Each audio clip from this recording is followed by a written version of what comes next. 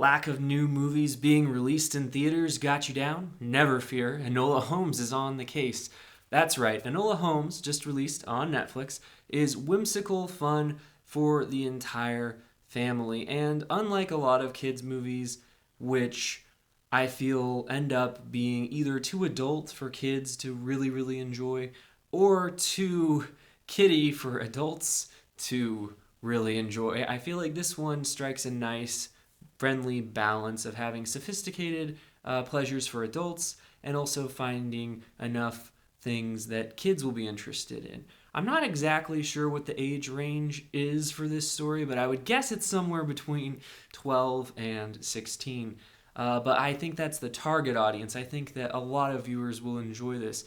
I think that if you're a Sherlock Holmes fan, you will enjoy this. And if you're a newcomer to Sherlock Holmes, which I have a hard time imagining there are many of you, I think you will enjoy this as well. Now, this is PG-13 for some violence, but I really feel like they probably could have given this a PG, and the PG-13 is more to make it seem more appetizing to more adult viewers, to signal to them that this isn't a kitty movie.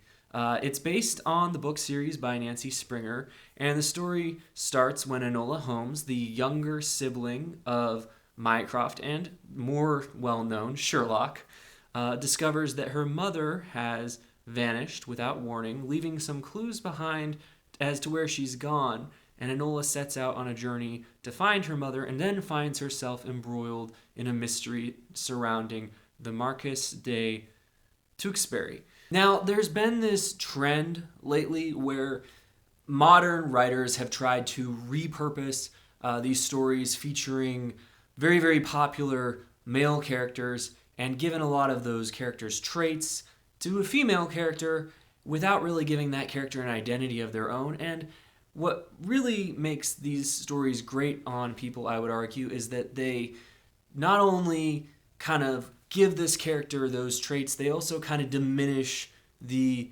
original character that was so popular with the fan base. In this case, Sherlock Holmes.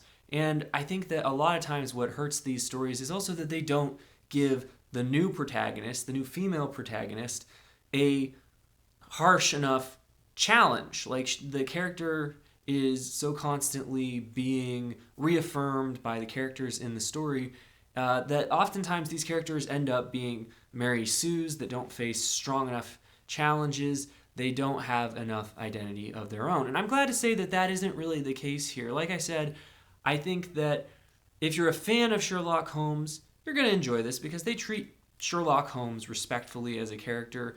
He's recognizable as the Sherlock Holmes that you've seen and read in other adaptations, but they also give Enola Holmes her own unique journey. They convince you not only that she belongs in the same world as Sherlock Holmes, but also that she deserves to have her own adventures within that world. Now, there's a lot of feminism going on here, and this could be grating in a different story, but I, for my part, didn't find it that way at all. I would argue, especially considering that this story is taking place in a universe when women were literally denied the right to vote and basically judged on their basis of whether or not they could find a husband. I think that it would be unrealistic for Millie Bobby Brown's Enola Holmes not to find herself constantly thinking about how her gender affects her identity somewhat. So it makes sense that this is in the story, and I didn't find it particularly heavy-handed for my part. I feel that it was also handled with charm and good humor to such an extent that it didn't bother me at all. Millie Bobby Brown is obviously the main draw here. If you had your typical teenage actor, this could be kind of a bland entertainment, but she is just simply a delight. Now, for most of us, I think that Millie Bobby Brown will always be 11 from Stranger Things, but this is a new type of role for her, and she proves surprisingly charming. She was always good at playing 11 and tapping the dramatic capacities of that storyline, but I think here she actually always pulls off the hard dynamic of coming off as sincere and simultaneously smirking and giving this story both a suitable amount of period appropriate behavior, but also managing to make it more interesting to a contemporary audience.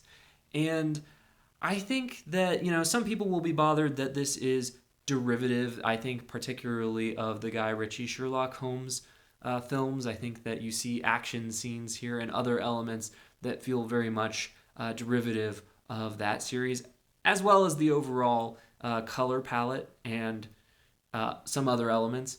But I would argue that this is okay because the story simultaneously manages to convince you that Enola Holmes fits in this world that the director has created, but it also manages to convince you that she's not just riding on Sherlock Holmes' coattails. And speaking of Sherlock Holmes, Henry Cavill does a really good job, and I think that the film manages to find the right balance between treating the character respectfully, but also not letting him overwhelm Enola's story, because this is named after her, after all. And I think that this story benefits substantially from actors like Cavill and other additions. There's a surprising amount of recognizable talent in this film for something that seems to be aimed at a younger audience. Actors including Sam Claflin, who continues to hide his good looks and by playing a series of surly characters with not very attractive mustaches. But here he's supplies a lot of depth to this character. And, the marquee names like Helena Bonham Carter and Claflin and Cavill, they are in the story. It's not like there's false advertising in including them on the poster, but ultimately this all comes back to Millie Bobby Brown, and it focuses on her more than anyone else. The director, Harry Bradbeer, who has directed most of the episodes of Fleabag, if you've seen that show, you will realize that he brings a lot of the traits that he brought to his directing there to this film. He has the rapid fire dialogue, he does a good job with the fourth wall breaking, and just the constant winking at the audience and keeping the tone light, but at the same time including good acting and hints of characters' internal lives. I also really liked the script from Jack Thorne, who has written, among other things, Wonder and His Dark Materials. I think that he did a good job having a wry but light script. So all in all, I highly recommend Enola Holmes. I think it's just what the doctor ordered, and I think that you will enjoy it if you give it a chance. But those are just my thoughts. If you're new to the channel and you're interested in seeing my upcoming reviews of other shows, movies, and sometimes books, please consider subscribing. If you give me a like, I'd really appreciate it. And as always, you can watch more videos right now.